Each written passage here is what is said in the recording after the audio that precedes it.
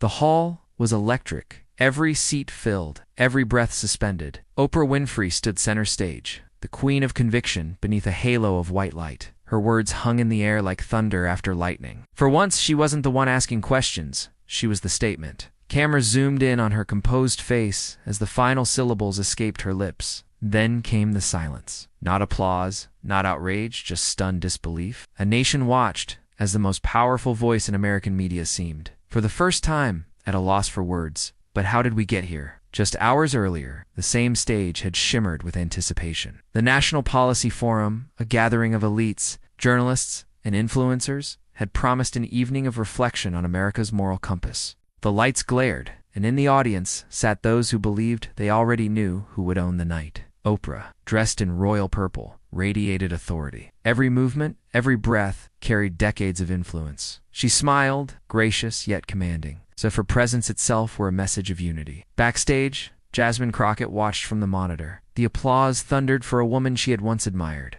but the lines scrolling across the teleprompter made her chest tighten. Oprah's opening words weren't about vision, they were an accusation. "Our leaders have failed us," Oprah declared. Politicians like Jasmine Crockett pushed division instead of progress. Crockett's staff exchanged anxious looks. They hadn't been warned. Her press secretary whispered, "She's calling you out by name." Crockett said nothing. Her hand tightened around her phone as she scanned the leaked transcript, her jaw setting with quiet resolve. This wasn't just a misunderstanding. It was an ambush, one televised for millions. The crowd laughed softly at Oprah's next line, unaware of what was about to unfold. Crockett's reflection caught the fluorescent glow of the dressing room mirror. "So this is how it starts," she murmured. Not with a debate, but a distortion. Not with facts, but with fame. Out in the auditorium, Oprah's cadence swelled with confidence. "And tonight," she said, "we face a choice, unity, or division." No one in that hall, not even Oprah herself, knew that within minutes. The balance of power was about to flip. For more than 3 decades, Oprah Winfrey had been the nation's mirror, reflecting its pain, its hope, its contradictions, to millions. She was not just a talk show host, she was a moral compass. Her rise from hardship to global prominence had made her the embodiment of the American dream. Presidents sought her endorsement, movements borrowed her language, and everyday people trusted her instinct more than they trusted politicians. When Oprah spoke, America listened. And tonight, she wasn't speaking about movie stars or book clubs. She was speaking about integrity in public life. She was naming names. Her voice carried the familiar rhythm that once consoled the country. "We live in a time where compassion is mistaken for weakness," she declared, pacing across the stage with cinematic poise. "Where leaders talk about justice but practice division, we need balance again, not rage disguised as progress." The audience nodded, some even teared up. In their eyes, Oprah wasn't making a political point. She was performing moral surgery. The cameras panned across faces hungry for reassurance that America still had a conscience. And that conscience still looked like Oprah Winfrey. But backstage, the air was different, thick with disbelief. Jasmine Crockett's team huddled around a tablet, scrolling through the transcript. The words on screen were unmistakable. Representatives like Jasmine Crockett have turned empathy into ego. The phrasing was surgical, crafted to wound politely. Crockett, standing apart,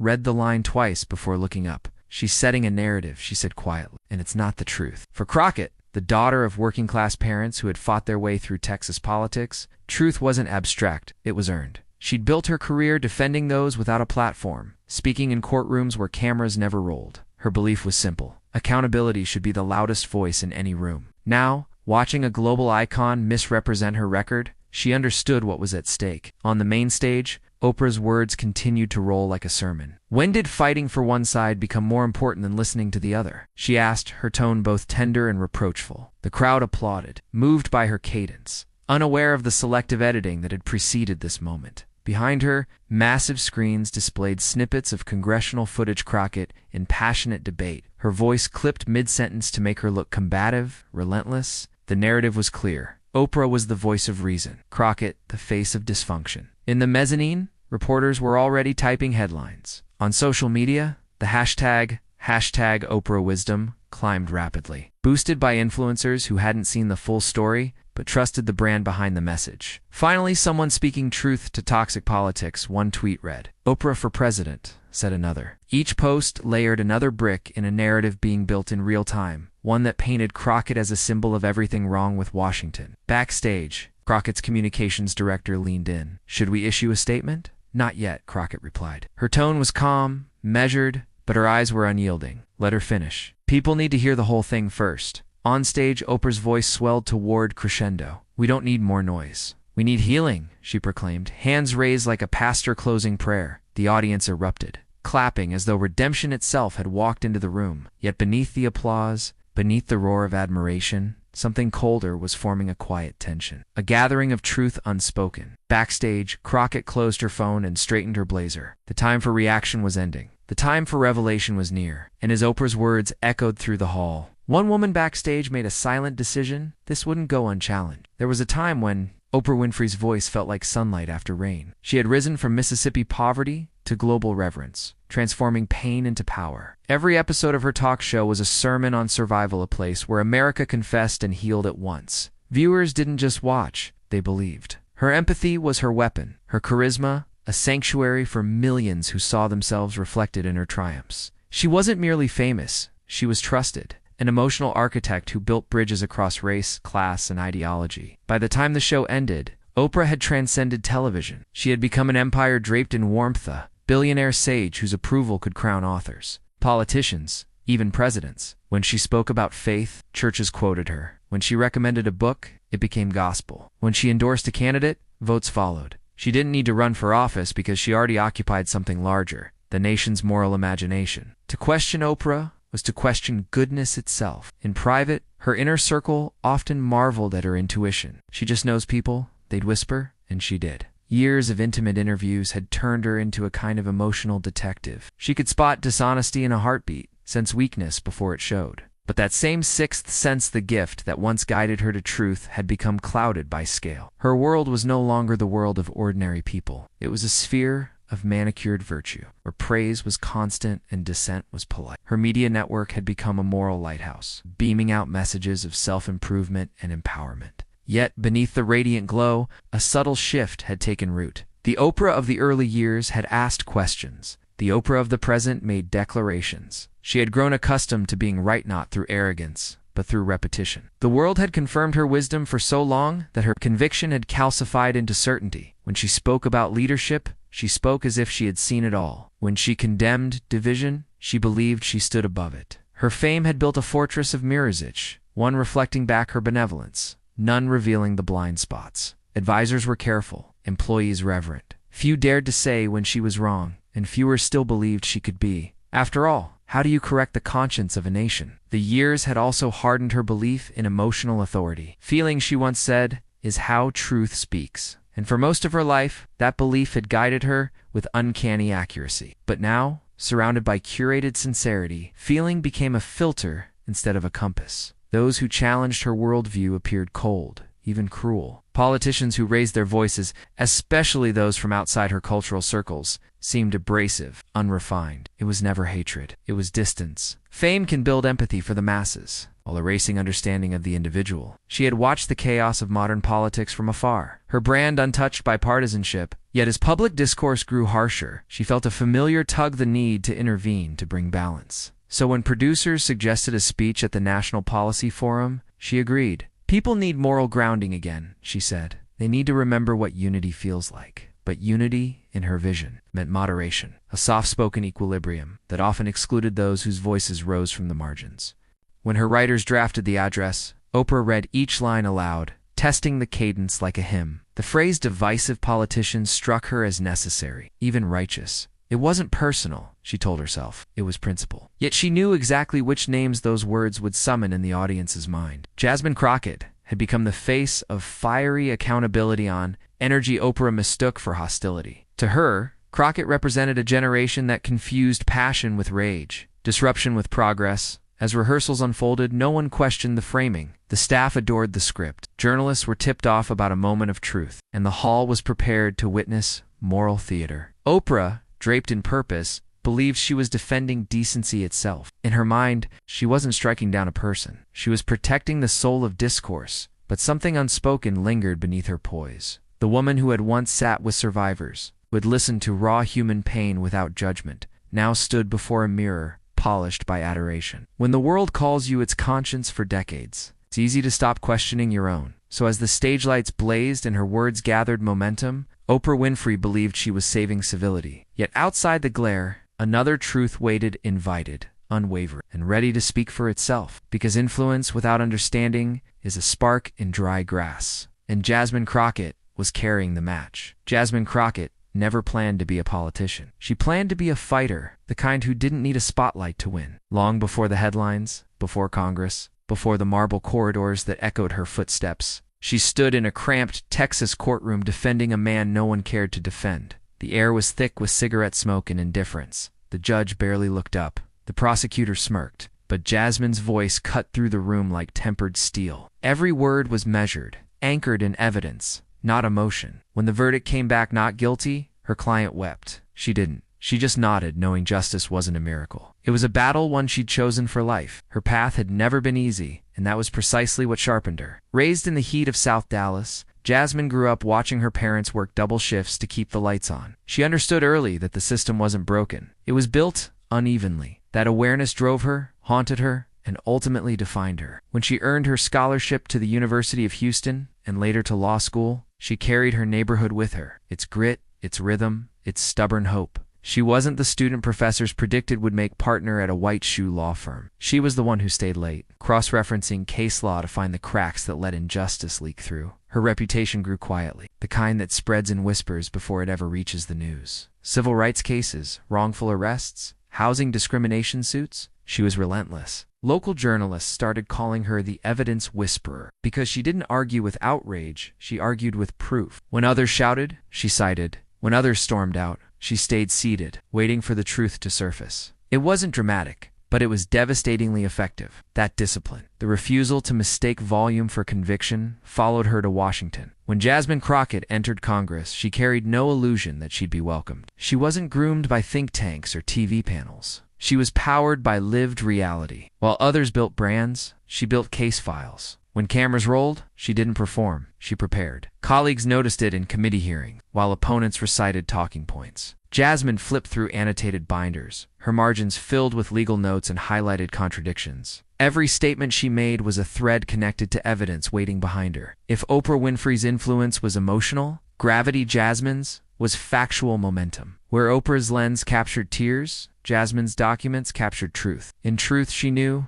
didn't need an audience, just exposure. That's what made her dangerous to those who thrived on narrative. Weeks before the National Policy Forum, Jasmine had noticed something odd in the proposed education reform bill, an innocuous paragraph buried in legislative jargon. It redirected millions in federal grants toward a private foundation with opaque leadership. Most ignored it. Jasmine didn't. She spent nights digging, tracing corporate filings, cross-checking donations, and following digital breadcrumbs that led to a quiet network of influence spanning both parties. Her instinct told her it was bigger than a typo. It was a statement about who really held power. By the time the forum invitation arrived, she knew the story behind the speech, not the one written for cameras, but the one written in ledgers. She accepted the invite knowing she wouldn't just attend, she would be ready. Backstage now, the weight of that preparation pulsed like quiet thunder in her chest. Her team whispered updates as Oprah's speech continued. The trending hashtags, the applause, the headlines already forming. But Jasmine didn't flinch. Her calm was not detachment, it was calculation. She had learned long ago that anger is loud,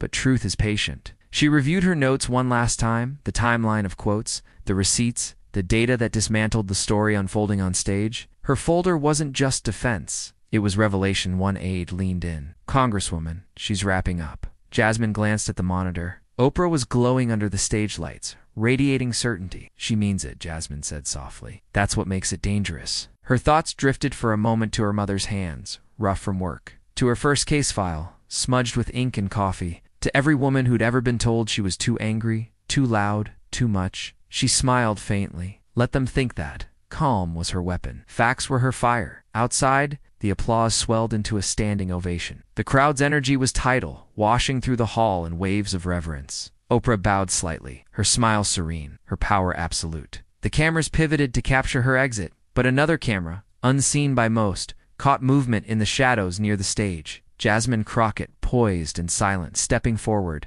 Her staff waited for instruction. None came. She didn't need to rehearse what truth sounds like. She'd been speaking it her whole life. In the moments before her introduction, she took a breath, steady, deliberate, unshaken. The noise around her seemed to fade. For a heartbeat, there was only clarity. This wasn't about spectacle or ego. It was about reclaiming the story from the storytellers. The applause for Oprah was still echoing when Jasmine stepped into the light, not to perform, but to confront. The lights dimmed just enough for the stage crew to reset the podiums. Applause lingered in the air like perfume, sweet, heavy, overstaying its welcome. Oprah stood at center, graciously accepting the crowd's adoration, her smile practiced but radiant. Then came the announcement. Please welcome Congresswoman Jasmine Crockett. The applause that followed was polite, hesitant. Cameras zoomed in as the two women met at center stage. They exchanged smiles, but the space between them pulsed with unspoken voltage. Congresswoman Oprah began warmly, offering a handshake. It's good to see you here tonight.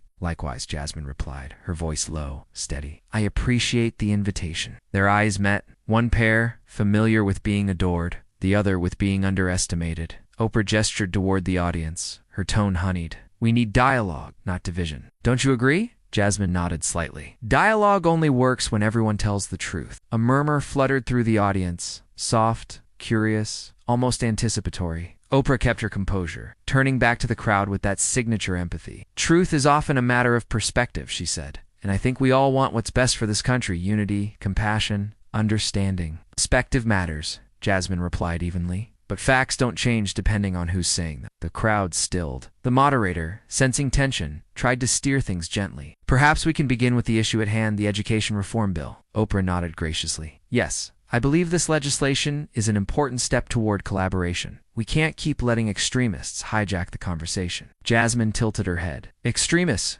Ms. Winfrey, or just those who refuse to look the other way? A sharp intake of breath rippled across the hall. Oprah's eyes narrowed almost imperceptibly. Congresswoman, you've been very vocal, but sometimes passion can drown out reason. Don't you think we need less noise and more nuance? Crockett's voice was calm, surgical. I believe nuance begins with honesty. For example, she turned to the screens behind them. The audience watched as the image shifted from Oprah's smiling photo to a series of documents. The foundation your company funds, the one advocating this bill, also stands to receive $30 million in redirected grants. The audience gasped. Reporters leaned forward. Oprah blinked, her poise cracking for half a second. I'm sorry, what are you suggesting? I'm not suggesting, Jasmine said, clicking the next slide. I'm showing. The hall erupted in murmurs. The giant LED displays flickered through donation records and nonprofit filings, each line illuminated under her words. You spoke about unity, Jasmine continued. But unity without transparency isn't healing, it's control.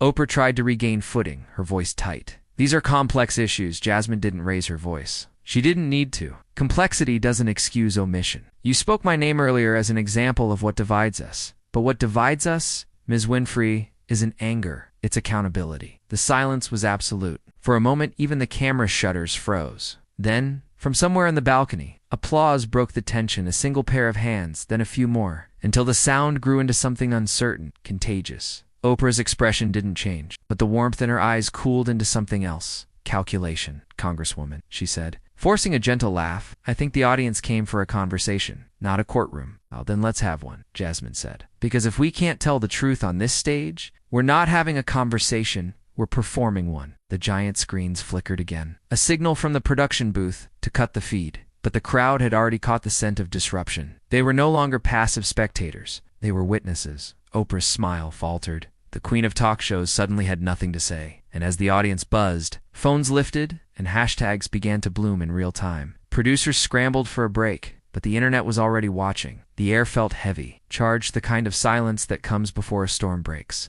Oprah leaned forward, voice measured but taut. Congresswoman, I think we're losing sight of the bigger picture. We're here to talk about helping working families, not personal attacks. Jasmine's tone was even, almost gentle. I agree completely, Ms. Winfrey. So let's help them by starting with facts. She reached into her folder and lifted a stack of printed pages. The microphones caught the faint rustle. This, she said, is the bill you referenced earlier, the one you claimed I blocked for being too partisan. She paused, allowing the words to sink in. But the version you described isn't the one that passed through committee? Faint stir moved through the crowd. Oprah tried to smile, a flash of practiced warmth. Well, Congresswoman, I'm sure interpretations vary, depending on... Let's read it together. Jasmine interrupted, her tone calm but cutting. Section 43. To offset the cost of new credits, existing subsidies for early childhood care shall be reallocated. She looked up. That means cut. Collective murmur spread across the room like a wave. Camera zoomed in. Reporters began typing furiously. Now,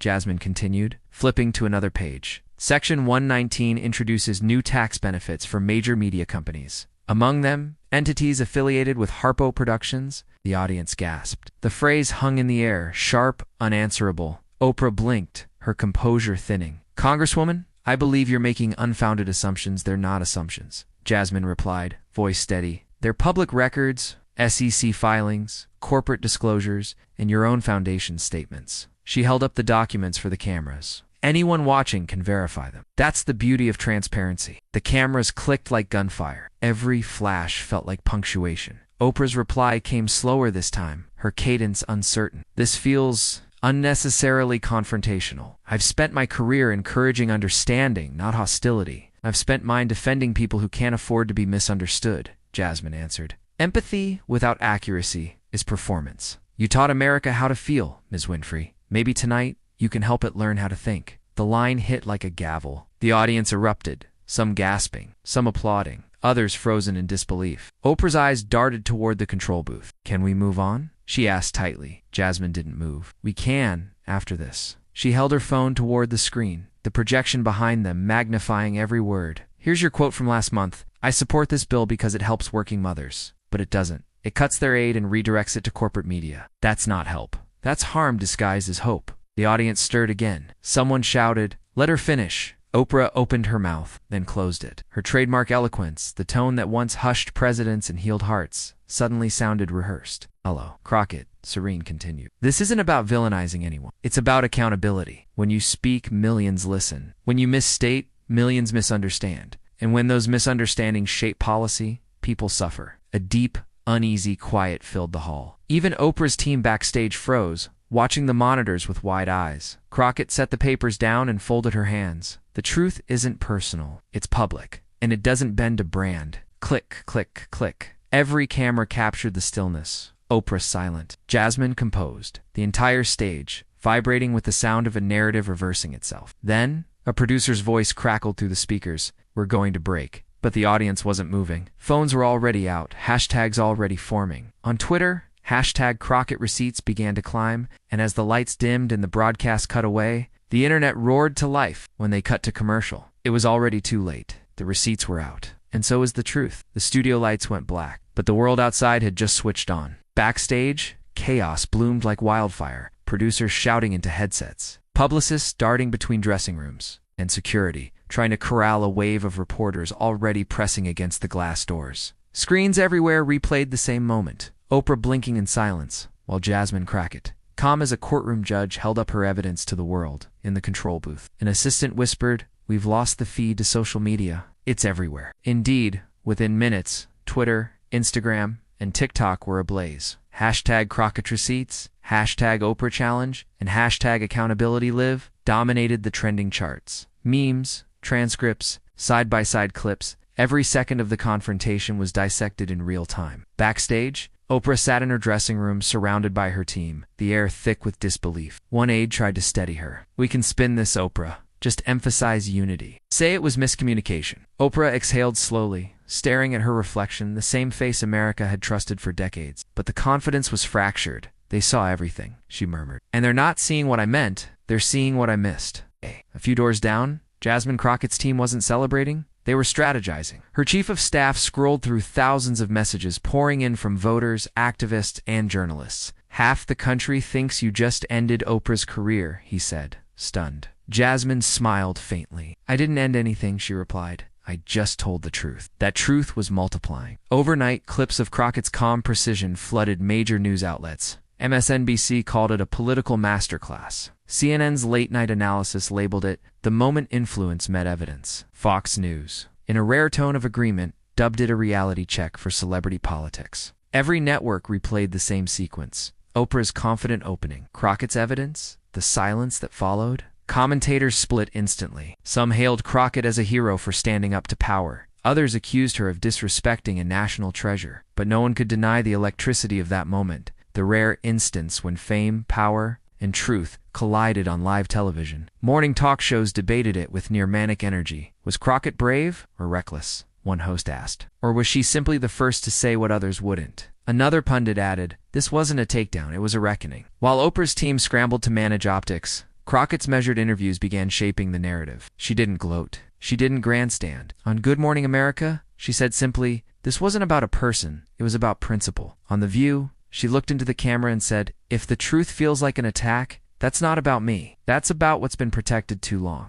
The calm dignity of her words contrasted sharply with the tremor of defensiveness radiating from Oprah's camp. Tabloids speculated about crisis meetings at Harpo Productions. Anonymous insiders described uneasy silences and a sense of disbelief that anyone could challenge her like that. Meanwhile, major outlets began fact-checking the core of Crockett's claims. The Washington Post released an analysis confirming that the bill indeed contained the buried clauses she'd highlighted: the cuts to childcare, the corporate tax breaks benefiting media giants. CNBC quietly verified Harpo's indirect ties to the policy's corporate beneficiaries. The verdict was clear. Crockett's evidence wasn't just accurate, it was airtight for the first time in her storied career. Oprah's credibility seemed mortal. Editorials wrestled with the paradox. The woman who built her legacy on truth and empathy had been undone by her own assumptions. 3 days later, a statement appeared on Oprah's social media accounts. It was brief but heavy with subtext. "Throughout my life, I've tried to speak with compassion and authenticity. In this recent discussion, I see now that I lacked full understanding of the legislation in question. I believe in accountability, even for myself."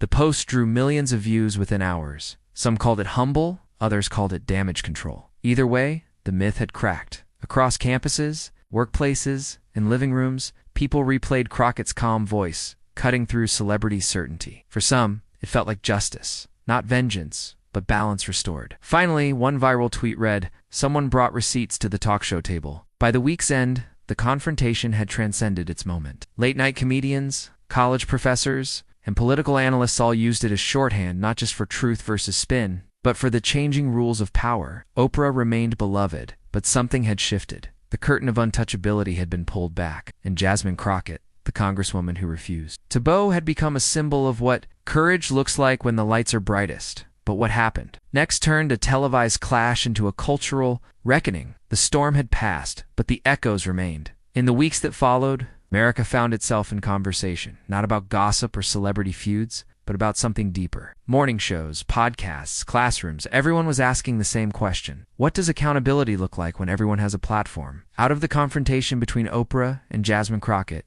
came something no one had predicted: reflection. The moment had cracked more than reputations. It had cracked open a national mirror. For once, the country wasn't arguing left versus right, rich versus poor. It was asking who gets to define truth, who has the courage to defend it. Oprah, to her credit, didn't retreat. After the first wave of criticism faded, she requested a private meeting with Crockett. No cameras, no handlers, no applause, just two women at a round table in a quiet Los Angeles office. Those who were there said it began in silence, a silence weighted not with pride, but with humility. "I was wrong," Oprah finally said. "I spoke before I understood. I've spent my life trying to empower others, and I forgot the power of listening." Crockett nodded, her tone steady but kind. "It takes strength to admit that. The truth isn't a weapon, it's a light. We just need more people willing to stand in it." From that unlikely exchange, a movement began. Influencers, journalists, politicians started signing what came to be known as the Transparency Pledge, public commitment to fact-check their own platforms,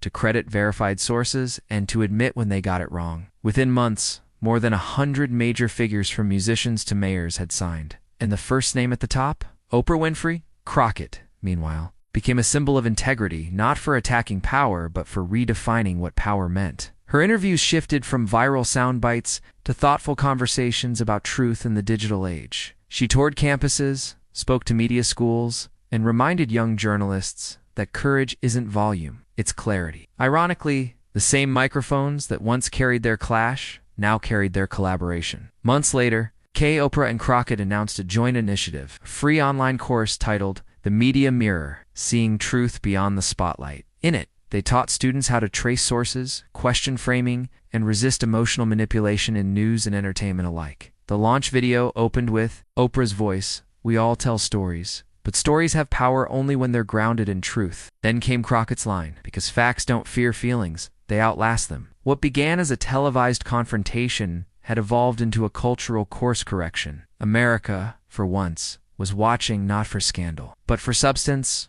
and somewhere in that transformation lay the moral both women had come to embody: that fame without facts fails, that courage backed by truth redefines leadership. and that real unity is built on honesty, not optics. For Oprah, it was a humbling reminder that even the most beloved voices must sometimes be corrected by those they inspire. For Crockett, it was validation that integrity still moves hearts more powerfully than outrage ever could. Their story became a parable for a fractured time, proof that confrontation doesn't have to destroy. It can clarify. It can remind a nation that progress doesn't come from silence, but from the courage to speak truth. Even to icons, in classrooms, in newsrooms, in the quiet of kitchen table debates, people still replayed that night, not for the spectacle, but for the silence that followed. Because in that silence, something extraordinary happened. America remembered how it feels when truth speaks louder than power. And yet, the moment everyone remembers isn't the argument. It's the silence when the truth spoke louder than power. Oprah confronted Jasmine Crockett again and again, but in the end,